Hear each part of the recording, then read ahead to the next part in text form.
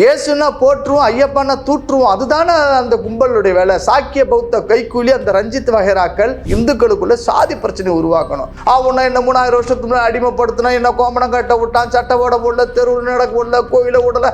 இன்னைக்கு ஒழுங்கா இருக்கியா இல்லையா? எத்தனை நாளைக்கு முன்னாடி இது பேசிட்டு இருப்பீங்க? கிறிஸ்தவத்துல தீண்டாமைன்னு இருக்கு. நான் பல இன்டர்வியூல சொல்லிருக்கேன். என் ஃப்ரெண்ட் மிஸ்டர் மேத்யூ சொல்லியிருக்கிறார், சர்ச்சுகளில் தீண்டாமை நிலவுகிறது. புரியுதுங்களா? பாதிரியார்களாக பட்டியல் மக்கள் இருந்து போனவனை நியமனம் பண்றது இல்ல, ஆயர்களாக பேராயர்களாக நியமனம் பண்றது இல்ல. கிறிஸ்தவத்தை தீண்டாமை இருக்கு. அந்த தீண்டாமை பத்தி இந்த வாயில தான் வருமா?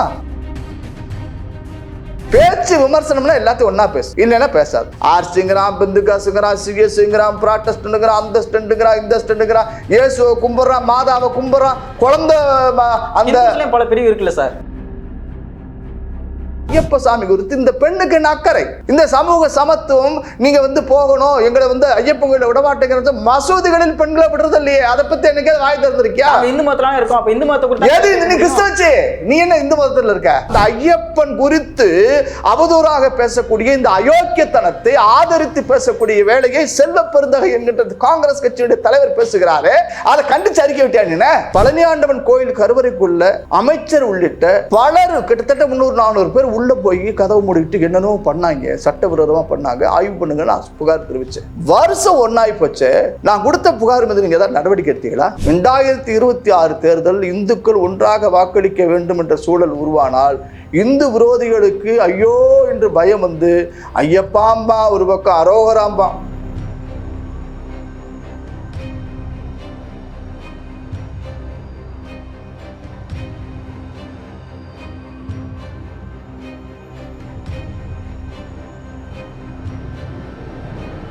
பேசு தமிழா பேசு நேயர்களுக்கு வணக்கம். இன்று நம்முடன் இணைந்திருக்கும் சிறப்பு விருந்தினர் இந்து தமிழர் கட்சியின் நிறுவன தலைவர் திரு ராம ரவிக்குமார் அவர்கள். சார் வணக்கம். சார் வணக்கம். நீலம் பண்பாட்டு மையத்தோட ஒரு உறுப்பினராக இருக்கிற இசைவாணி அவர்கள் பாடிய பாடல் தான் கடந்த ஒரு வாரமாகவே ரொம்ப சர்ச்சைக்குள்ள போயிட்டு இருக்கு. ஐயம் சாரி ஐயப்பா அப்படிங்கிற பாடல். இதை குறித்து நிறைய இந்து ஆதரவு இயக்கங்கள்லாம் புகார் தெரிவிச்சிருக்காங்க, நிறைய பேர் எதிர்ப்பு தெரிவிச்சிருக்காங்க. இதை எப்படி பாக்குறீங்க? முடிஞ்சு போன கல்யாணத்துக்கு எதுக்கு மேலம் கொட்டிட்டு இருக்கேன்னு தெரியல. அந்த என்னது ஏதோ ஒரு என்னமோ பேர் சொன்னாங்க, இசைவாணி. ஒரு நல்ல பேரா இருக்கு, அது விமர்சிக்க வேணாம்னு நினைக்கிறேன். அதுக்கு தேவையில்லாம இலவச விளம்பரம் பண்ணிட்டு இருக்காங்க. இது 4-5 வருஷத்துக்கு முன்னாடி பாடிச்சது. அதுக்குன்னு ஒரு கூட்டம், அது ஒரு வரம்பு எல்லையெல்லாம் இருக்காது. அது எல்லை கடந்து ஓடக்கூடிய இந்த பாடல் மட்டும் பாடினா பிரச்சனை இல்லை.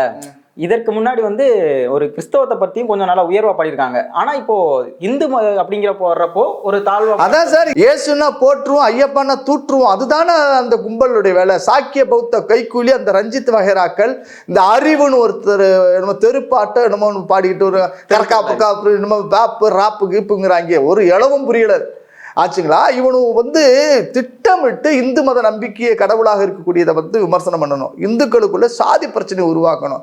அவனை என்ன 3000 வருஷத்துக்கு முன்னாடி அடிமைப்படுத்தினா, என்ன கோமணம் கட்ட விட்டான், சட்டை ஓட விடல, தெருவில் நடக்க விடல, கோயில விடல. இன்னைக்கு ஒழுங்கா இருக்கியா இல்லையா? எத்தனை நாளைக்கு முன்னாடி இது பேசிட்டு இருப்பீங்க? பழங்கதையா பேசிட்டு இருப்பீங்க. அவங்க என்ன சொல்றாங்கன்னா, நாங்க பெண் உரிமை தானே கேட்கிறோம் அப்படின்ற. என்ன பெண் உரிமை வேண்டி கிடக்கு? உரிமை தானே. பெண் உரிமை எங்க? பெண் உரிமை இல்லாம எங்க இருக்க? பெண்ணுரிமை எங்க இல்லாம இருக்கு? அந்த என்ன பாணி என்ன வாணி, அந்த வாணியுடைய பாஸ் ரஞ்சித், அந்த ஆள் தான் என்ன சொன்னா, ராஜராஜ சோழன் எங்கிட்ட தாத்தா முப்பாட்ட இடத்த பூரா பிடிங்கிட்டான்னா. ஏதாவது எவிடன்ஸ் ப்ரூஃப் இருக்கணும். இவன் தாத்தா வச்சிருந்ததுக்கு இடம் ப்ரூஃப் இருந்திருக்கணும். இத்தனை ஏக்கரை பிடுங்கினான்னா கடைசியில் ஒன்றும் பிடுங்கலை. எந்த இடத்த ராஜராஜ சோழன் பிடுங்கினான்னு சொல்லணுமா இல்லையாமா? ராஜராஜ சோழனை சிறுமப்படுத்தி பேசினான். நீ உனக்கு திரைத்திரையில ஒரு புகழ் இருந்தா இரண்டு போட்டு சார். எத்தனை நாளைக்கு அந்த சமூகத்தை நீங்க அடிமை சமூகம்னு சொல்லுவீங்க? நாங்க ஒடுக்கப்பட்ட மக்களா இருக்கோம், எங்களோட வாழ்வாதாரத்தை தானே நாங்க வெளிக்காட்டுறோம் அப்படின்றாங்க. யார் வாழ்வாதாரத்தை நீங்க வெளிக்காட்டுங்க? ஐயப்பசாமி விமர்சனம் பண்ணி பேசுறதா உங்க வாழ்வாதாரத்தை வெளிக்காட்டுறதா? எங்களை இன்னமும் நிறைய கோயில்களை விடாம தானே இருக்காங்க. எந்த கோயில விடல சொல்லுங்க? விடலைன்னா திமுக தான் காரணம். உங்களை கோயில்ல விடாததுக்கு காரணம் திமுக தான். இப்ப கவர்மெண்ட் தானே, அவங்க தானே காரணம். எந்த கோயில விடல? இவ்வளவு பேச்சு பேசுறீங்கல்ல. டவுசர் சர்ச்சுன்னு இருக்கு, கிறிஸ்தவத்துல தீண்டாமைன்னு இருக்கு. நான் பல இன்டர்வியூல சொல்லிருக்கேன். என் ஃப்ரெண்ட் மிஸ்டர் மேத்யூ சொல்லியிருக்கிறார், சர்ச்சுகளில் தீண்டாமை நிலவுகிறது. புரியுதுங்களா? பாதிரியார்களாக பட்டியல் மக்கள் இருந்து போனவனை நியமனம் பண்றது இல்லை, ஆயர்களாக பேராயர்களாக நியமனம் பண்றது இல்லை. கிறிஸ்தவத்தை தீண்டாமை இருக்கு. அந்த தீண்டாமை பத்தி இந்த வாயில தான் வருமா? நான் இயேசு மதிக்கிறவனுங்க, கிறிஸ்தவத்தையும் மதிக்கிறனுங்க. இது போய் இது மாதிரி இந்த ஓடுகாடி கேஸ் விடுவாங்களான்னு கேக்குறாங்க. எங்க அங்க பாதிரியார் இருக்கிறாங்கல்ல, பாதிரியார் நிக்க விட அந்த டயாஸ், அந்த எல்லை மேடை பாதிரியார் மேடைக்கு போக முடியுமா உங்களால? ஆயிருக்காங்களே சார் நிறைய பேர். மேடைக்கு நீ போக முடியாதுப்பா. இங்க கோவில்ல போய் காசு ஐயர் தட்டுல காசு விட்டா பிச்சை எடுக்கிறாங்கிற, பாதிரியார் கவர்ல வாங்குறான், அதுக்கு பேரு பிச்சை இல்ல? பேச்சு விமர்சனம்னா எல்லாத்தையும் ஒன்னா பேசு, இல்லைன்னா பேசாது. ஆர்சிங்கிறான், பிந்துகாசுங்கிறான், சிஎஸ்ங்கிறான், ப்ராட்டஸ்டன்ட்ங்கிறான், அந்த ஸ்டண்டுங்கிறான், இந்த ஸ்டண்டுங்கிறான், இயேசுவை கும்பிடுறான், மாதாவை கும்பிடுறான், குழந்தை அந்த பல பிரிவு இருக்குல்ல சார். நாங்க தான் ஏத்துக்கிறோமே. எங்க மாரியாத்தால மாதிரி மேரியாத்தால சொல்றோம். எங்க ஆளு வந்து யாத்திரை போறான்ல, பாத யாத்திரை போறவன் மேரியும் கும்பிடுறான், அதுக்கு ஒரு கிஸ்ஸு. நாகூர் தர்காவுக்கும் பாய்க்கு ஒரு புஸ் போயிட்டு தானே வர்றான். நம்மளால தானே மசூதி கூட அல்லா கோயில்னு சொல்றவன் சார். நம்மளால எம்மதமும் சம்மதம்னு சொல்றவன் சார். நாங்க மதிக்கக்கூடிய, நாங்க வணங்கக்கூடிய ஐயப்ப சாமி குறித்து இந்த பெண்ணுக்கு என்ன அக்கறை? இந்த சமூக சமத்துவம் நீங்க வந்து போகணும், எங்களை வந்து ஐயப்பன் கோயில விட மாட்டேங்கிறது, மசூதிகளில் பெண்களை விடுறது இல்லையே, அதை பத்தி என்னைக்கே வாய் திறந்திருக்கியா? இந்து மதத்துல இருக்கோம். அப்ப இந்து மதத்தை எது நீ கிறிஸ்தவச்சு? நீ என்ன இந்து மதத்துல இருக்க? கிறிஸ்தவச்சு நீ என்ன இங்க விமர்சிக்கிற? சரி, நீ பெரியாரி பேத்தி, தாடிக்காரன் பேத்தி, அவன் தடியை பிடிச்சிட்டே நான் நடந்தேன், தாத்தா தாத்தா தடி கொடு, நான் அதை பிடிச்சிக்கிட்டே நடந்தேன்னு இந்த அம்மா சொல்லுதுல. மசூதியில பெண்களை விட மாட்டேங்கிறான், அதுக்கு ஒரு குரலை கூட. எல்லா மதத்தையும் விமர்சனம் பண்ணுமா நீனு? ஏன் இந்து மதத்தின் மீதான நம்பிக்கை மட்டும் விமர்சிக்கிற? அடிமைத்தனம் எல்லாத்தையும் எல்லாமே அடிமைத்தனம் தானே, அதை பத்தி பேசு நீனு. உன்னை நான் போட்டுறேன், உன்னை வணங்குவேன். என்ன காரணமா இருக்கும் சார்? அதான் கைக்கூலி வேலைன்னு. கிறிஸ்டியனை வந்து கைக்கூலி வேலை சார், கைக்கூலி வேலை, கைக்கூலி வேலை. தொடர்ந்து இந்து மதத்தை விமர்சிக்கிறதா கைக்கூலி வேலை. இந்த யூடியூப் ப்ரொடக்ஷன் ஒரு பொறிக்கு கும்பல் என்ன வந்துச்சு, நம்ம நடராஜ பெருமான் கொடுத்து கேவலமாக போயிடுச்சு, அவனை கைது பண்ணவல, புரியுதா? அதுக்கப்புறம் இந்த என்ன கருப்பர் கூட்டம்னு ஒரு ஃப்ராடு கும்பல் நம்ம கந்த சஷ்டி கவசம் கொடுத்து போயிடுச்சு, அவனை கைது பண்ணல. தொடர்ந்து அப்புறம் இந்த ரஞ்சித் கும்பல்ல ஒரு பய, சிகப்பின்னு ஒரு பய, அவன் நம்மளை விமர்சனம் பண்ணி பேசலாம், அவனை கைது செய்ய முடியல. நான் ரொம்ப வெக்கப்படுறேன். ஆனா இப்ப சொல்லியிருக்காரு சேகர் பாபு அவர்கள், என்ன சொல்றாரு? அதுல வந்து குற்றம் இருந்தா கண்டிப்பா நாங்க நடவடிக்கை. சேகர் பாபு தான் சார் நியாயமா பெட்டிஷன் கொடுக்கணும். இந்து இயக்கங்கள் நாங்க ஏன் சார் கொடுக்கணும்? ஊரா போய் அவளுக்கா பெட்டிஷன் கொடுக்க வேண்டும். சேகர் பாபு நான் பெரிய ஐயப்ப பக்தன், மாசத்துக்கு 5 நாள் விரதம் இருக்கிறேன், 10 நாள் நடந்து போய் ஐயப்பனை கும்பிடுறேன்னா, அந்த ஐயப்பன் குறித்து அவதூறாக பேசக்கூடிய இந்த அயோக்கியத்தனத்தை ஆதரித்து பேசக்கூடிய வேலையை செல்வ பெருந்தகை என்கின்ற காங்கிரஸ் கட்சியுடைய தலைவர் பேசுகிறாரு. அதை கண்டிச்சு அறிக்கை விட்டியா நீ? அப்ப நீ போலி ஐயப்ப பக்தனா, உண்மையான ஐயப்ப பக்தனா? ஐயப்பன் மீது விரதம் இருப்பது உண்மையாக இருந்தால் அண்ணன் சேகர் பாபு அவர்கள் இசைவாணி மீது வழக்கு பதிவு செய்து கைது செஞ்சிருக்கணும். நான் அண்ணனை பாராட்டுவேன், அமைச்சரை பாராட்டுவேன், வாழ்த்துவேன். ஆனா பண்ண மாட்டாரே. அவரே ஒரு பக்கம் ஐயப்பான்னு சொல்ல மாட்டேங்கிறாரு, இன்னொரு பக்கம் அரோகரான்னு சொல்ல மாட்டேங்கிறாரு, அவன் அலோலியான்னு மட்டும் சொல்றாரு. ஏன் சார் முருகன் மாநாடுலாம் நடத்தினாங்க, கணக்கு வழக்கங்க. மாநாடு நடத்துறது அரசாங்கத்தோட வேலையா? ஆதீனங்களுடைய வேலை, ஆன்மீக அமைப்புகளுடைய வேலை. அந்த மாநாட்டுக்கு எவ்வளவு வசூலிச்சிங்க, எவ்வளவு செலவாச்சு, யாராவது கூப்பிட்டீங்க? முருகனே இல்லைன்னு சொன்ன சுகுசிவத்தை கூப்பிட்டு முருகன் மாநாட்டில் பேச வச்சிங்க. உங்களுக்கு தேவையான ஆட்களை ஜால்ரா பேச வச்சிங்க. எதுக்கு சாதிச்சிட்டீங்க? என்ன சாதிச்சிட்டீங்க நீங்க முருகன் மாநாட்டில்? என்ன சாதிச்சிங்க நீங்க? நடிப்பு பக்தர்களாக, நடிப்பு ஆன்மீகவாதிகளாக வேஷம் போடாதீங்க. நான் அண்ணன் சேகர் பாபு அவர்களை நான் திருச்செந்தூர்ல சந்திச்சேன், சஷ்டி பெருவிழாவில். உண்மையில ஆன்மீகவாதியாக இருந்தால் ஐயப்பன் மீது அவதூறாக பேசி இந்த பெண்மண் மீது வழக்கு பதிவு செய்யறதுக்கு அவர் முயற்சிக்கணும். ஏன் பண்ணல? அதுலதான் நாங்க சந்தேகப்படுறோம். ஓகே சார், இப்போ இந்த பாடல் வந்து ஒரு 3-4 வருடங்கள் இருக்கும். இப்போ வந்து இந்த பாடல் வந்து ட்ரெண்ட் பண்றதுக்கான காரணம் என்ன சார்? எங்க இந்துக்கள் இப்பதான் கொஞ்சம் சொரணை வந்து கொஞ்சம் முழிச்சு பார்த்துருக்கான். அவங்க மத்தியில் கேட்கும்போது என்ன சொல்றாங்கன்னா, இதை வந்து இந்த பாஜக போன்ற இந்து இயக்கங்கள்லாம் வந்து இப்போ வேணுக்குனே வந்து ஏதோ ஒரு டாபிக்கை மறைக்கிறதுக்காக ட்ரெண்ட் பண்றாங்க. ஏன் இதே வேணும்னே ஒரு யூடியூப்காரன் போடுறானே, பிகைன் உட்ஸ் உணவு உட்ஸ். இவன் இந்த மறைவுக்கு பின்னால், மரத்துக்கு பின்னால் இருக்கிற பய, இந்த மதத்துக்கு பின்னால், இந்த மானங்கட்ட இந்த பெண்மணி இதுக்கு பின்னாடி இருக்கிறானே. அப்ப இதுக்கு என்ன யோசிக்கிறது? ஏன் சாமியை விமர்சிக்காதடா?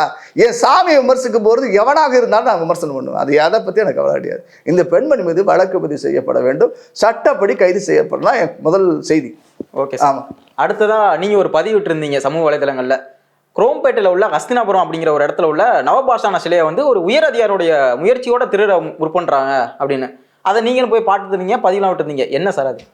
நம்ம சென்னையில் இருக்கக்கூடிய குரோம்பேட்டை ஹஸ்தினாபுரம் அந்த பகுதியில் வடக்கு மசூதி தெருன்னு ஒரு தெரு இருக்குங்க. அந்த தெருவில் இருக்கக்கூடிய ஒரு அருமையான நவபாஷானத்திலான முருகப்பெருமான், அங்கே ஒரு வடபழனி சித்தர்னு ஒரு பெரியவர் இருந்திருக்கிறாங்க.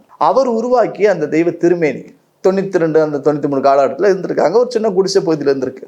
அப்புறம் அந்த பகுதியில் இருந்த ஒரு பெரியவங்க, ஒரு அம்மாவுக்கு சில நல்லது நடந்த காரணத்தினால அவங்க அந்த பகுதியில் இடம் கொடுத்து அவர் அங்கேயே இருந்து நிறைய மருத்துவம் சார்ந்த மக்களுக்கு நன்மையும் அவர் செஞ்சுருக்கிறாங்க. அவங்க உருவாக்கிய தெய்வ திருமணி சிலை, அந்த முருகருடைய ஞானதண்டாயுதபாணியுடைய திருமணி இருந்திருக்கு.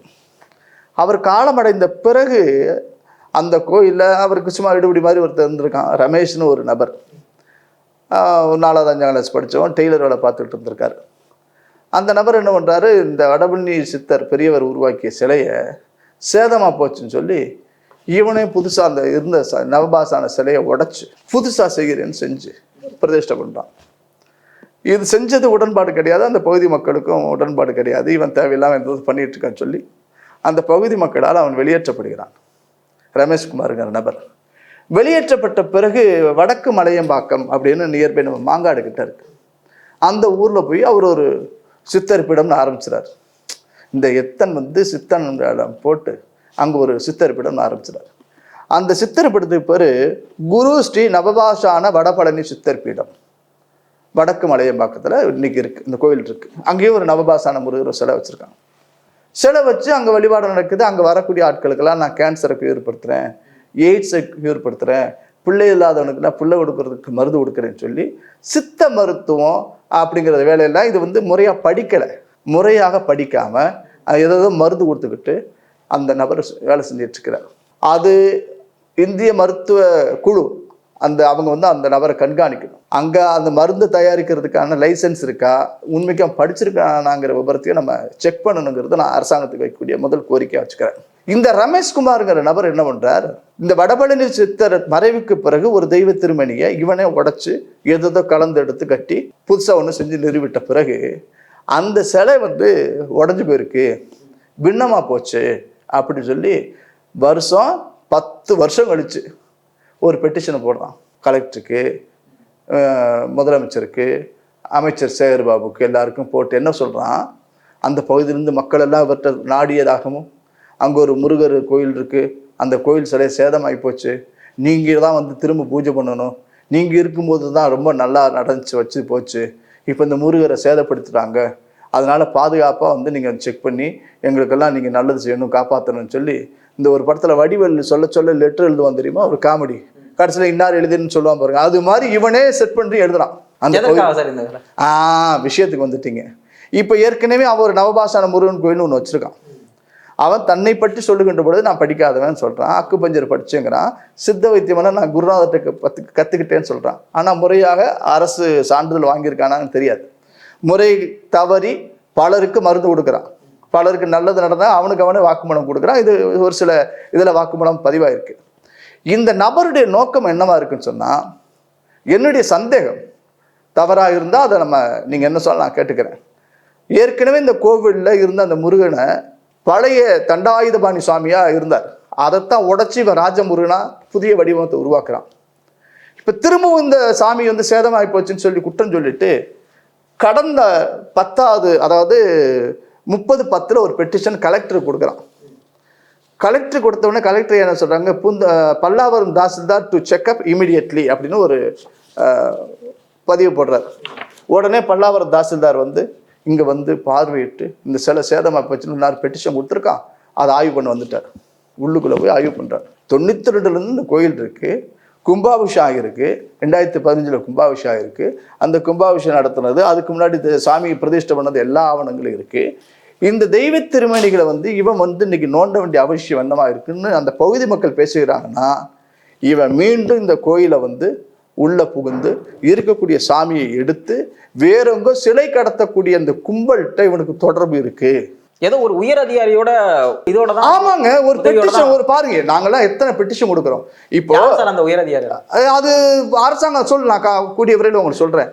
இப்போ இந்த ஒரு மாசத்துல இந்த பெட்டிஷன் விசாரணைக்கு வருது. நான் பழனி கோயில் கும்பாபிஷேக சமயத்துல கோயில் கருவறைக்குள்ள நவபாஷான முருகருடைய தெய்வ திருமணி சரியா இருக்கா அப்படின்னு செக் பண்றதுக்கு ஒரு குழு அமைச்சாங்க. நீதிபதி பொங்கியப்பன் தலைமையிலான குழு 11 பேர் இடம்பெற்றாங்க. ஆதீனங்கள் இருந்தாங்க, அது ஸ்தபதி இருந்தாங்க, அந்த ஊரில் இருக்கிற அமைச்சர் எம்எல்ஏக்கெல்லாம் இருந்தாங்க. 3 முறை ஆய்வு பண்ணாங்க. பழனி கும்பாபிஷேகம் 2 வருஷத்துக்கு முன்னாடி நடந்த பொழுது அப்போ அந்த கோவில் தெய்வ திருமணி பழனி ஆண்டவருடைய திருமணி ஸ்திரத்தன்மையா இல்லைன்னு கும்பேஸ்வர குருக்கள்னு ஒருத்தர் புகார் சொன்ன உடனேயே அப்புறம் ஏதோ அவசர கதியில் இப்போ கும்பாபிஷேகம் நடத்தினாங்க. அதுக்கப்புறம் நடந்த அரசியல் நிகழ்வுலாம் உங்களுக்கு தெரியும். மந்திரி செந்தில் பாலாஜி எல்லாம் ஜெயிலுக்கு போனது, சாபம் விட்டது எல்லாம் நம்ம இதில் நான் பதிவு பண்ணியிருக்கிறேன். பிப்ரவரி 2, 2023 நான் சிலை கடத்தல் தடுப்பு பிரிவில் நான் நேரடியாக புகார் தெரிவித்தேன். பழனி ஆண்டவன் கோயில் கருவறைக்குள்ள அமைச்சர் உள்ளிட்ட பலர் கிட்டத்தட்ட 300-400 பேர் உள்ள போய் கதவு மூடிக்கிட்டு என்னென்னோ பண்ணாங்க, சட்டவிரோதமாக பண்ணாங்க, ஆய்வு பண்ணுங்க நான் புகார் தெரிவித்தேன். வருஷம் ஒன்னாயி போச்சு. நான் கொடுத்த புகார் மீது நீங்க ஏதாவது நடவடிக்கை எடுத்தீங்களா? இது என்ன பியூட்டினா சார்? எடுக்கலையே. புகார் பதிவு பண்ணிருக்கேன். நான் அந்த புகார் அது உயிரோட தான் இருக்கு. என்னைக்கு வேணாலும் நான் நீதிமன்றம் போவேன். சட்டம் எல்லாருக்கும் ஒண்ணு. நான் அந்த கோயில் முருகன் ஆய்வு பண்ணு சொல்லுகின்ற பொழுது இந்த ரமேஷ்குமார் என்கின்ற இந்த நவபாஷானம்ங்கிற பெயர்ல இது மாதிரி முறைகேடாக போலி மருத்துவம் பார்க்கக்கூடிய இந்த நபர் கொடுத்த இந்த கடிதத்துக்கு தாசில்தார் அவனை கூப்பிட்டுட்டு போய் ஆய்வு பண்ண அனுமதிக்கிறார். ஒரு கலெக்டருடைய நேரடி உத்தரவு, அதை ஒபே பண்றாரு. ஓகே, கலெக்டர் நல்ல மனிதரா இருக்கலாம், தாசில்தார் நல்ல மனிதராகவே இருக்கிறாரு வச்சுப்போம். இப்ப இந்த ரமேஷை கூப்பிட்டு போய் இவன் சிலை ஆய்வு பண்ணணுங்கிறதுக்கான ஏதாவது கோர்ட் உத்தரவு இருக்கா? இது எப்படி திருடனே கொண்டு வந்துட்டு ஆய்வு பண்றாங்கிற கதையால இருக்குது. இப்போ எங்களுடைய கேள்வி என்னன்னா சார், இவன் பழைய தண்டாயுதபாணி சுவாமியை தான் அவர் உருவாக்குனார். யாரு? அந்த வடபழனி சித்தர். அதுக்கப்புறம் இவன் ராஜமுருகன் ஒன்று உருவாக்குறான். இதுக்கு அவரையே கூட்டு போய் ஆய்வு பண்றாங்க. அவனை தான் ஆய்வு பண்றாங்க. அவன் ஏற்கனவே ஒரு கோயில் வச்சிருக்கிறான் அந்த ரமேஷ்குமார்ங்கிற நபர். இப்போ எனக்கு சந்தேகம் வரும், இது மாதிரி சிலையை செஞ்சு விற்கிறானோ இல்ல வேற யாருக்காவது பண்றாங்களோ அப்படிங்கிற சந்தேகம் எனக்கு பொதுவாக எழுது. அந்த பகுதியில் இவ்வளவு நாள் கோயில் இருக்கு, கும்பாபிஷேகம் அருமையா நடந்திருக்கு. நேத்து கூட நான் போயிருந்தேன், ஐயா பொன்மாணிக்கவளோடு போயிருந்தேன். இதுதான் இப்ப இருக்கக்கூடிய இந்த முருகப்பெருமான். இதை சேதமாயிச்சாலே நீ ஆய்வு பண்றதுக்கு யாரு? ஸ்தபதியா இல்ல அரசாங்கத்துல ஏதாவது அதிகாரம் பெற்றவரா? இப்ப அதே கோயிலே இந்து சமய அறநிலையத்துறை கைப்பற்ற துடிக்குது. அதுதான் எனக்கு சந்தேகம் வருது. இப்போ நம்ம கிராமத்துல வைக்கிறதா சார், ஒரு நகை திருடி போடுவான், ஒரு பிக்பாக்கெட் பேர் வழி நகையை திருடுவான். போலீஸ் வண்டியில் எடுத்துட்டு டேய் எங்கடா நகையை வைத்த அப்படின்னு சொன்ன உடனே ஏதோ ஒரு கடையை போய் தங்க கடையில் போய் கையை காமிச்சு விட்டுருவான். உடனே அவன் நகையை கொடுக்கணும். அது மாதிரி இந்து சமய அறநிலையத்துறை கிட்டத்தட்ட 1992 அனைத்து ஆவணங்கள் இருக்கு சார். இந்த கோயில் இருக்கு, ஈபி இருக்கு, தனி ட்ரஸ்ட் வச்சிருக்கிறாங்க. எந்த விதமான காணிக்கைகளை வாங்குவது கிடையாது, உண்டியல் கிடையாது, உண்டியல் கிடையாது. இப்படி எல்லாம் இருக்கின்ற பொழுது இந்த கோயிலை கைப்பற்றி துடிக்க வேண்டிய அவசியம் என்ன? அதுக்கு பின்னணி தான் எனக்கு சந்தேகம் வருது. அவன் என்ன சொல்றான் அந்த ரமேஷுங்கிறவன், என் பாக்கெட்ல 4-5 மந்திரி இருக்காங்கிறான். மக்கள்கிட்ட பேசிக்கிறதானே. நான் சொன்னா மந்திரி கேட்பாங்கோ, நான் சொன்னா சில கலெக்டர்லாம் கேட்பாங்கோங்கிறான். ரொம்ப நல்ல மனிதர்கள், கலெக்டர் நேர்மையான நிர்வாகம் பண்ணுவாங்க, நாங்க நம்புறோம். மந்திரி நல்லவங்க. அந்த பகுதி மக்கள்லாம் ரொம்ப கொதிப்பா இருக்காங்க. புகார் தெரிவிச்சிருக்காங்க. அந்த பகுதியில் இருக்கிற எல்லா மக்களுமே ஆதரவா கடிதம் கொடுத்திருக்காங்க. இந்த கோயில் அவர் மேல எந்த நடவடிக்கை எடுக்கிற. அதுதான் எங்களுக்கு மகுடி ரமேஷ்ங்கிற அந்த ஒரு 420 சொல்லக்கூடிய அந்த ஒரு பொய்யான நபருக்கு, இப்படி ஒரு போலி மருத்துவம் பார்க்கிறவனுக்கு, சிலையை மாத்தி செஞ்சு நவபாஷானம் சொல்லக்கூடிய அந்த நபருக்கு இவ்வளவு ஆதரவாக அரசு துறையில இருக்கக்கூடியவர்கள் செயல்படுகிறார்கள். அதான் எனக்கு சந்தேகமா இருக்கு. இப்ப நான் ஒரு கோயில் சம்பந்தமா திண்டுக்கல்ல புகார் கொடுத்தேன். 7வது மாசம் புகார் கொடுத்தேன் சார், கோயில் லேண்ட் சம்பந்தமா. கிட்டத்தட்ட தொடர்ந்து நான் ஃபாலோ பண்ணி போன 2 நாட்கள் முன்னாடி கோயில் இடத்தின் பேர்ல பட்டா மாதிரி இருக்கு, தனிநபர்கள் ரத்து பண்ண வச்சிருக்கேன். சாதாரண எனக்கே இவ்வளவு சூழல் கஷ்டம் வருது. அப்படிங்கிறப்ப இந்த சாமியை மாத்தணும் அப்படிங்கிறான். ஏமாத்தணும் அப்படின்னு கேட்டா ஏமாத்தணும். ஒரு கோயில்ல சாமி பின்னமாகி போச்சுன்னா சரிப்படுத்த முடியும். சரிப்படுத்த முடியாதுன்னு துக்காச்சின்னு நாச்சியார் கோயில்கிட்ட ஒரு ஊர் சார், அங்க நடராஜருடைய திருமணி உடஞ்சு இருந்தது. அங்க நவபாஷானம் சரி பண்ணாங்க. இந்த நபருடைய உள்நோக்கம் கெட்ட எண்ணம் என்னவா இருக்குன்னு சொன்னா, இப்ப இருக்கக்கூடிய முருகனை எங்கிட்ட கோடிக்கணக்கில் கொடானு கோடிக்கு விற்கிறதுக்கு விலை பேசிட்டதாக நான் சந்தேகப்படுறேன். இது குறித்து விசாரிக்கணும். இதுக்கு அரசு துறை அதிகாரிகளும் உடந்தையாக இருப்பதாக இவன் ஊரெல்லாம் பரப்பிக்கிட்டு இருக்கான் சார். 4ஆம் கிளாஸ் 5ஆவது படிச்சவன் சார், இவனுக்கு என்ன சார் தெரியும்? அவன் நான் சொல்றான், நான் கொடுத்தா அவன் கேன்சர் சரியாகுதுங்கிறான், எய்ட்ஸ் சரியாகுதுங்கிறான், பெரிய நோயெல்லாம் சரியாகுதுன்னா அவன் இவன் மருத்துவ சிந்தைக்கு எதிராக தானே இருக்கான். அவன் போலி டாக்டர் தானே அவன். இந்த போலி டாக்டர் குறித்து விசாரிச்சுக்கணுமா இல்லையா? நாங்க புகார் கொடுக்க போறோம். இந்தியன் மெடிக்கல் கவுன்சில், சித்தா கவுன்சிலில் தேசிய நான் புகார் கொடுக்க போறோம். சட்டவிரோதமாக மருந்து தயாரிக்கிறான். இதனால பின்விளை ஏதாவது ஆகிப்போச்சுன்னா என்ன பண்றது? அதனால இந்த நபர் நல்ல நபர் அல்ல. இவருடைய உள்நோக்கம் வேறு விதமாக இருக்கிறது, கெட்ட நோக்கமாக இருக்கு. அந்த பகுதியில் இருக்கக்கூடிய மக்கள் நேற்று ஐயா பொன்மாணிக்கவேல் சிலை கடத்தல் பிரிவினுடைய தடுப்பு பிரிவினுடைய முன்னாள் ஐஜி ஐயா வந்திருந்தாங்க. நாங்கள் போய் பார்த்தோம். நாளைக்கு அந்த பகுதி மக்கள் ஆர்ப்பாட்டம் வச்சிருக்கிறாங்க, செவ்வாய்க்கிழமை. அதுக்கப்புறம் சனிக்கிழமை வந்து அந்த பகுதியில் பெரிய கூட்டு வழிபாடு வச்சிருக்கு. இந்த கோயிலை ஹெச்ஆர்என்சிக்கு 1000 வேலை இருக்குல்ல நண்பரே, நீங்க சொல்லுங்க. 40,000 சச்சம் கோயில எத்தனை கோயில் உடஞ்சு போச்சு, சிதிலம் அடைஞ்சு கிடக்கு. நானே பதிவு போடுறேன், எத்தனையோ அன்பர்கள் இந்த ஊர்ல இப்படி அந்த ஊர்ல அப்படிங்கிற அங்கெல்லாம் போய் இந்த அவங்க நிறைய கும்பாபிஷேகம் நடத்துறீங்க சொல்றாங்க. யாரு போட்டு எல்லாம் உபயதார திருப்பணி கண்ண நீங்க திராவிட மாடல் பேசாதீங்க தம்பி. இந்த விஷயத்துல நான் வந்து அந்த அரசு துறை ஹெச்ஆர்சி துறையில இருக்கக்கூடிய உயர் அதிகாரி கமிஷனர் தான் நல்ல மனிதர், அடிஷனல் கமிஷனர் நல்ல மனுஷன், ஜேசி எல்லாம் நல்ல மனிதர்கள். கீழே இருக்கக்கூடிய ஒரு சில இந்த அறநிலையத்துறையில் இருக்க ஆட்கள் இந்த ஃப்ராடு, இந்த ரமேஷ் போலி மருத்துவர் இவன் கூட சேர்ந்துக்கிட்டு இந்த முருகன் சிலையை வித்தா உனக்கு ஏதாவது காசு கொடுக்கணும்னு சொல்லி பேசியிருப்பானோன்னு நான் சந்தேகப்படுறேன்.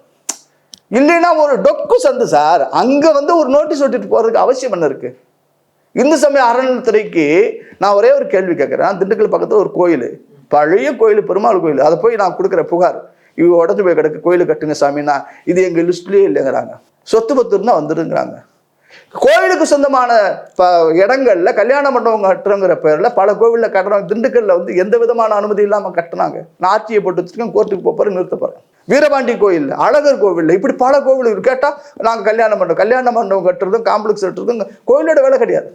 அதெல்லாம் நீ சரிப்படுத்த முடியாம இந்த ஊர்ல உனக்கு வந்து ஒரு 2 சென்ட் இடத்துல இருக்கக்கூடிய கோயிலை வந்து கையகப்படுத்துறதுக்கு அறிவிப்பான கொடுக்கறதுக்கு உனக்கு என்ன ரைட்ஸ் இருக்கு? தனிநபர் கோயில், தனியார் கோயில், அந்த பகுதி மக்கள் இருக்கிறாங்க, உண்டியல் இல்லை, கணக்கு பிரச்சனை, உனக்கு சிக்கல் வந்தா பிரச்சனை ஓட்டருக்கு சிக்கலத்துக்கிறதுக்கு நீ எங்க போவ? அறநிலையத்துறை சிக்கல் இல்லையா?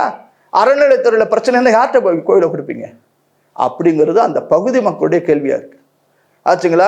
நீ வடபழனி இங்க இந்த வடபழனி சித்தர் உருவாக்கிய கோயில்ல பிரச்சனைன்னு சொல்லி வரக்கூடிய இந்து சமய அறநிலையத்துறையே சட்டம் அனைவருக்கும் சமம்னு சொன்னா, நம்ம பழனி இருக்கக்கூடிய அந்த முருகப்பெருமான் தண்டாயுதபாணி குறித்து நான் கொடுத்த புகார் சிலை கடத்தல் பிரிவில் February 2, 2023. அப்ப அந்த புகார் மேல என்ன நடவடிக்கை எடுத்தீங்க? அவன் தான் சொல்றானே சார், இந்த ரமேஷுங்கிறவன் ஏன் இருந்தா என் கோயில் மட்டும்தான் இருக்கணும், வேற எந்த கோயில் இருக்கு. இவன் சொல்றான் என்கிட்ட வந்து அந்த பொதுமக்கள் எல்லாம் பெட்டிஷன் கொடுத்தாங்களா அவர்கிட்ட, இந்த மாதிரி அநியாயம் நடக்குது ரமேஷ், நீங்க இதே வாங்க, மருமகனே வலது காலம் எடுத்து வச்சு வான்னு இந்த துரைய, இந்த ரமேஷ அந்த கோயிலுக்கு கூப்பிடுறாங்களாம். ஒருத்தனும் கூப்பிடல, பூரா டுபாக்கூர் கையெழுத்து, அத்தனையும் போலி. இந்த கடிதத்துக்கு, இந்த பெட்டிஷனுக்கு அரசு துறை இவ்வளவு முக்கியத்துவம் கொடுக்கறதா எங்களுக்கு பெருத்த சந்தேகமா இருக்கு. எனக்கு பின்னாடி பெரிய ஆட்கள் இருக்கிறாங்க, அவனை வந்து உண்மை கண்டறிய சோதனைக்கு உட்படுத்தினா இந்த சிலையை எங்க விற்க போறான், யார்கிட்ட பேசிட்டு இருக்கான், அவன் போனை வந்து சிடிஆர் கால் டீட்டெயில் ரெக்கார்ட் போட்டாச்சுன்னா அவனை பற்றிய முழு விவரம் வரும், மக்கள் தெளிவா இருக்கும். கோயில், அந்த பகுதி கோயில் அஸ்தினாபுரத்தில் இருக்கக்கூடிய கோயில் அந்த பகுதியில் தான் இருக்கும். சாமியெல்லாம் எடுக்க முடியாது, தேவையில்லாம நீ வர முடியாது. ஆட்சி அதிகாரம் ஒன்று இருக்கலாம், ஆனா ஆண்டவனுடைய அதிகாரம் நிலைத்திருக்கும்.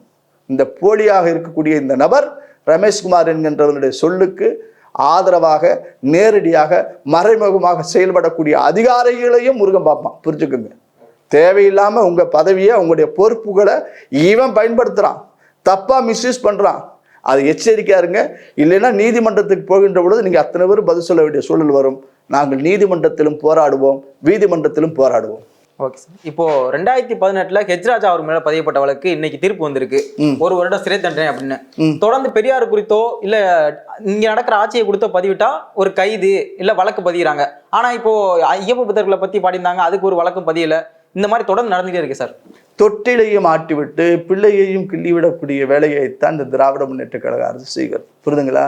ஒரு பக்கம் இன்னைக்கு பார்த்தீங்கன்னா, நான் இன்னைக்கு வரும்போது பார்த்தேன் ஃபேஸ்புக்கில், எங்கள் அம்மா துர்கா அம்மா சீர்காழி கோயிலில் ரெயின் போட்டுக்கிட்டு பால் குடம் எடுக்குது. பாருங்க, 2026 தேர்தலுக்குள்ள பழனியில காவடி எடுத்து பால் குடம் வச்சு அழகு குத்தி அரோகரான்னு இந்த பயில பூரா வருவான்.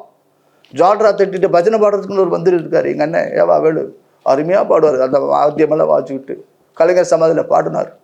2026 தேர்தல் இந்துக்கள் ஒன்றாக வாக்களிக்க வேண்டும் என்ற சூழல் உருவானால் இந்து விரோதிகளுக்கு ஐயோ என்று பயம் வந்து ஐயப்பாம்பா ஒரு பக்கம் அரோகராம்பாம், அந்த சூழல் உருவாகும். அவங்க ஒன்றும் இந்து விரோதமாலாம் இல்லையா சார், மூட நம்பிக்கை மட்டும் தான் எதிர்க்கின்றாங்க. என்னத்தை வெங்காய நம்பிக்கை இருக்கு உங்களுக்கு? மூட நம்பிக்கை நான் சாமியை நம்பினா மூட நம்பிக்கைங்கிற. நான் இந்துக்களுக்கு எதிரானவங்களே இல்லைன்றாங்க. என்ன பொறுங்கய்யா, என்ன ஆகணும்? நீங்க தான் நம்ம பகுத்தறிவு, காலையில காக்கில பகுத்தறிவு, மதியானம் அரைக்கில பகுத்தறிவு, சாயந்தரம் முக்காக்கில பகுத்தறிவு திங்கிறவங்களா நாங்களாம் சோறு திங்கிறோம், நீங்க பகுத்தறிவு திங்கிறவங்களா?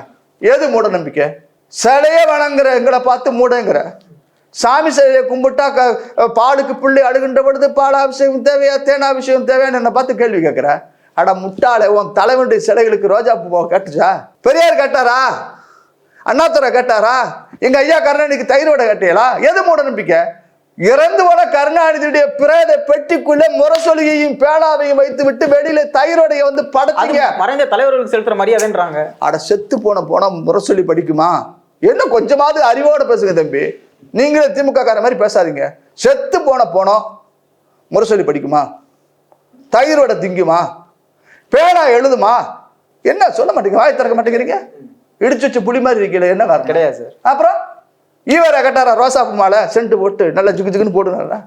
செத்து போன சித்தாந்தம், செத்து போன பிணம்போடு இருக்கக்கூடிய இந்த சித்தாந்தங்களுக்கு ஒரு சிலுக்கு வேட்டியை கட்டிக்கிட்டு பேசிட்டு இருக்கான். பகுத்தறிவுங்கிறான், நாத்திகம்ங்கிறான், புண்ணாக்கு போடலைங்க, வெங்காயம் விளக்கண்ணுங்கிறான்.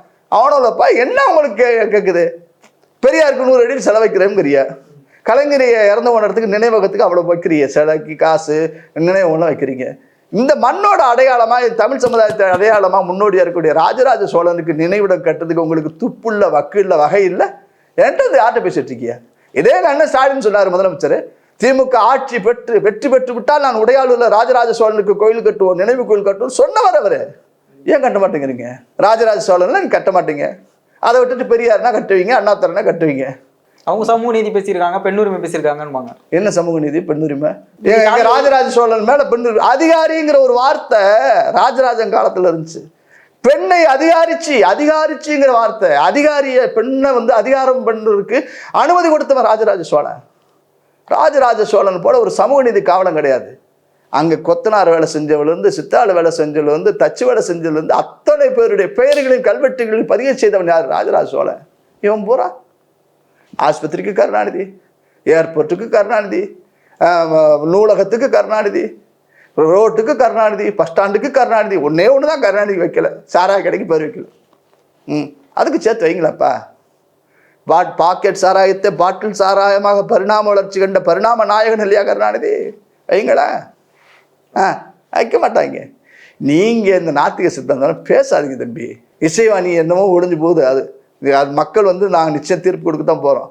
இந்த விஷயத்தில் திமுக அரசு, நான் இந்துன்னு ஒரு பக்கம் ஒரு முட்டு, நான் இந்து இல்லைங்கிறது இன்னொரு பக்கம், இந்த வாடகை வாய் இருக்கு பாருங்க, சுபவீர் வாண்டியன், இந்த அப்புறம் யாராவது இருக்க வீரமணி போன்ற கும்பலை வச்சு பேச விடும். இன்னும் அதிகபட்சம் ஒரு 12 அமாவாசை அப்புறம் இந்த பழுவு போயிடுவான். திரும்ப 2026 ஆட்சிக்கு வந்துடும். 2026 திமுக ஜெயிக்க அவங்க 200+ ஜெயிப்புன்றாங்களே.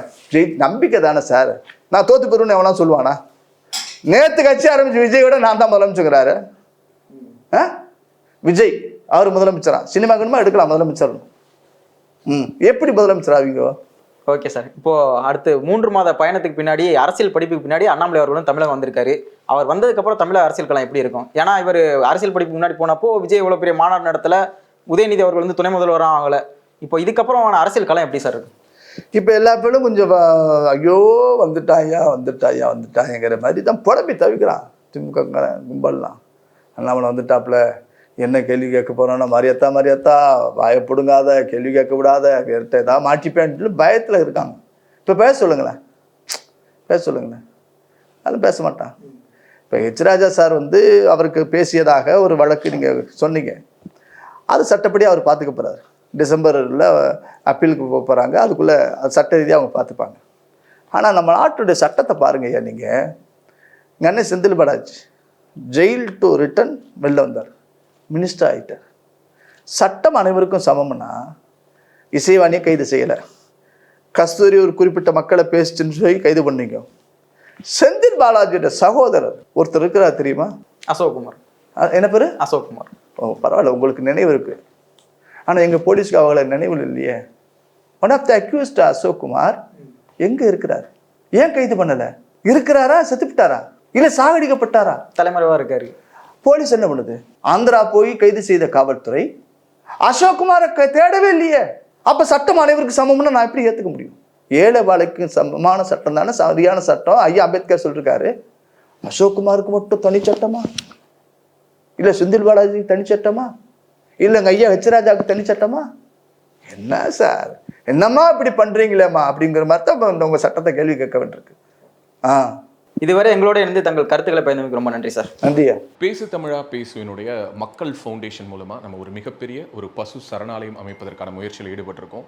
இந்த சரணாலயத்தை அடுத்த 5 ஆண்டுகளுக்குள்ளார நம்ம முழுமையாக கட்டமைச்சு நம்முடைய பாரத பிரதமர் மோடி அவர்களுடைய கரங்களால் அதை திறக்க வேண்டும்ங்கிறது தான் என்னுடைய ஆசை. இந்த பசுக்கள் சரணாலயத்திற்கு என்னுடைய கான்ட்ரிபியூஷனாக நான் ஏதாவது கொடுக்கணுங்கிற எண்ண ஓட்டத்தின் அடிப்படையில் கிட்டத்தட்ட 10 ஆண்டுகளுக்கு மேலே நான் கலெக்ட் பண்ண கலை பொருட்கள் அனைத்தையும் விற்று அதன் மூலமாக திரட்டப்படக்கூடிய தொகை என்னவோ அதை இந்த மக்கள் ஃபவுண்டேஷனுக்கு, இந்த பசு சரணாலயம் திட்டத்திற்கு என்னுடைய கான்ட்ரிபியூஷனாக கொடுக்க போகிறேன். இந்த பொருட்கள் அனைத்துமே நம்முடைய பேசு தமிழா பேச அலுவலகத்தில் விற்பனைக்கு இருக்குது. கீழே இருக்கக்கூடிய இந்த கான்டாக்ட் நம்பருக்கு நீங்கள் கால் பண்ணி இது பற்றின மேலதிக விவரங்களை நீங்கள் தெரிஞ்சுக்கலாம். அது மட்டும் இல்லாமல் மக்கள் ஃபவுண்டேஷனுடைய அக்கௌண்ட் நம்பரை இந்த வீடியோடைய டிஸ்கிரிப்ஷனில் கொடுத்துருக்கோம். நீங்கள் நேரடியாக அந்த அக்கௌண்ட் நம்பர் மூலமாகவும் உங்களுடைய கான்ட்ரிபியூஷன்ஸை கொடுக்கலாம். பேசு தமிழா பேசு ஒரு சேனல் கிடையாது, அது ஒரு இயக்கம்னு நான் உறுதியாக நம்புகிறேன். உங்களுடைய குரலை தான் நாங்கள் ஒவ்வொரு வீடியோலையும் பேசுகிறோம், உங்களுடைய மனசாட்சியை தான் நாங்கள் பிரதிபலிக்கிறோங்கிற ஒரு எண்ணம் எங்களுக்கு இருக்குது. அதே எண்ணம் உங்களுக்கு இருந்ததுன்னா தொடர்ந்து பேசு தமிழா பேசுவனுடைய முயற்சிகளுக்கு நீங்கள் கொடுக்கக்கூடிய ஆதரவை இந்த பசுக்கள் சரணாலயம் திட்டத்திற்கும் கொடுக்கணும்னு சொல்லி ரொம்ப தாழ்மையோடு கேட்டுக்கிறேன். உங்களுடைய அன்பாலையும் ஆதரவாலையும் தான் பேசு தமிழா பேசி இயங்கிட்டு இருக்கு. அதற்கு என்றென்றைக்கும் நன்றி. இறைவன் ஒளி வடிவானவன் அப்படின்றத நான் அடிக்கடி சொல்லியிருக்கேன். அந்த தத்துவத்தை நிறைவேற்றக்கூடிய அமைப்பு தான் இது. அதான் நீங்க ஒரு வித்தியாசமான ஒரு மகாலட்சுமி வரைக்கும் பார்த்ததே இந்த மாதிரி. நம்ம முன்னோர்கள் தான் குலதெய்வமாக வணங்குகின்றோம் அப்படின்றதினுடைய வெளிப்பாடு. இந்த மாதிரி ஆன்மீகம் மற்றும் ஜோதிடம் சார்ந்த இன்னும் பல வீடியோக்கள் பார்க்கணுமா? மறக்காம திருவருள் டிவிக்கு சப்ஸ்கிரைப் பண்ணுங்க. திருவருள் டிவியுடைய சேனல் லிங்க் இந்த வீடியோடைய டிஸ்கிரிப்ஷன்ல இருக்கு.